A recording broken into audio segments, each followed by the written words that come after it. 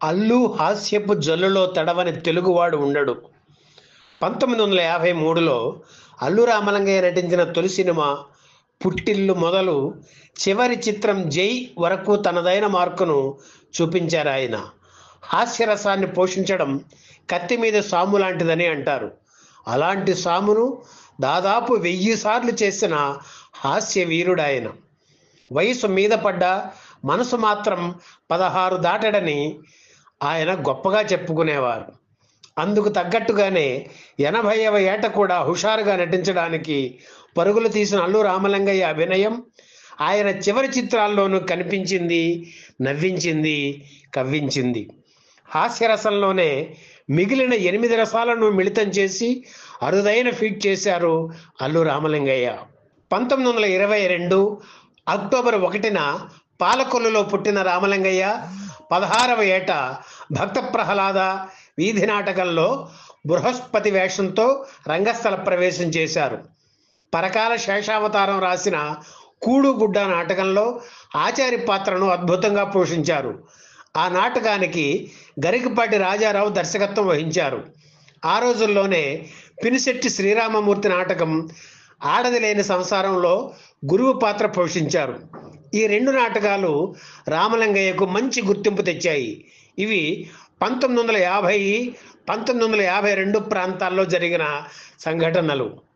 అంతకు ముందే గాంధీజీ సిద్ధాంతాల పట్ల ఆకర్షితులై స్వాతంత్ర్య పోరాట స్ఫూర్తితో 1942లో క్విట్ ఇండియా ఉద్యమంలో పాల్గొని జైలుకు వెళ్ళారు. హోమియోపతి వైద్య విద్యను అభ్యసించి ఆర్ఎంపీగా 1940 నుంచి చనిపోయే వరకు ఎంతో మందికి ఉచితంగా వైద్య సేవలు అందించారు. అల్లు రామలింగయ్య ప్రతిభను గమనించిన డాక్టర్ రాజారావు తన సొంత చిత్రం పుట్టిల్లులో పురోహితుడి పాత్ర ఇచ్చి చిత్ర పరిశ్రమకు పరిచయం చేశారు. 1952లో 37 రూపాయలు పెట్టుకున్న సైకిల్ మీద వేషాల కోసం తిరిగేవారు. తనకు దొరికిన పాత్ర చిన్నదా పెద్దదా అని ఏనాడు ఆయన తర్కించుకునేవారు కాదు. ఏ రకమైన పాత్ర దొరికినా అందులో తనదైన ముద్ర ఉండేలా జాగ్రత్త పడేవారు. ఆయన కోసమే కొన్ని పాత్రలను దర్శకులు, రచయితలు ప్రత్యేకంగా సృష్టించేవారు. అల్లు రామలింగయ్య షార్ప్ టైమింగ్ చూసి నాగేష్ వంటి ఇతర భాషా నటులు ఆశ్చర్యపోయేవారు. ఇక కొన్ని పదాలు ఆయన వాచికల్లో కొత్త సొబగులు దిద్దుకున్నాయని చెప్పాలి. లంచానికి ఆమ్యామ్య అని, ముద్దు ముచ్చటకు అప్పిల్లు అని, ఇక ఊరుకో అన్నదానికి ఇక సైలెంట్ అయిపో అని రామలింగయ్య పలికిన తీరు ఆంధ్రదేశాన్ని ఊపేసింది. ఇప్పటికీ కొందరు ఈ పదాలను ఆయన బాణీలోనే ఉపయోగించడం చూస్తూ ఉంటాం. అలాగే మెయిన్ విలన్ను బ్లాక్మెయిల్ చేసి ఉత్కంఠతతో సాగే సన్నివేశానికి తనదైన అభినయంతో హాస్యాన్ని రంగరించడం అల్లుకే చెల్లింది. మెయిన్ విలన్ నాగభూషణం, కైకాల సత్యనారాయణ, రావు గోపాలరావు ఇలా ఎవరైనా కావచ్చు. వారి దగ్గర చెవిలో జోరీగలాగా నసపెట్టి సన్నివేశాన్ని రక్తికెట్టించడం ఆయనకే సాధ్యమైంది. ముఖ్యంగా రావు గోపాలరావు, అల్లు రామలింగయ్య కాంబినేషన్లో కొన్ని 100 చిత్రాలు వచ్చి ఉంటాయి. కానీ ఏమాత్రం బోర్ కొట్టకుండా ఎప్పటికప్పుడు ప్రేక్షకుల్ని నవ్వించి కవ్వించింది ఈ జంట. ఇక అల్లు రామలింగయ్య, రాజబాబు కాంబినేషన్లో వచ్చిన చిత్రాల గురించి చెప్పనక్కర్లేదు. వీరిద్దరూ సీన్లో ఉంటే చాలు హాస్యరసానికి పట్టాభిషేకం జరిగినట్లే. అల్లు రామలింగయ్య, చిరంజీవి కాంబినేషన్లో వచ్చిన తొలి సినిమా మన ఊరి పాండవులు. ఆ తర్వాత కొన్ని రోజులకే అల్లువారి చిన్నమ్మాయి సురేఖను పెళ్లి చేసుకున్నారు చిరంజీవి. మామ అల్లుళ్ళైన తర్వాత వీరిద్దరూ నటించిన మోసగాడు చిత్రం విడుదలైంది. ఇందులో పోలీస్ కానిస్టేబుల్గా నటించిన రామలింగయ్యను రవిడి పాత్ర పోషించిన చిరంజీవి బాబాయ్ అని పిలుస్తుంటారు.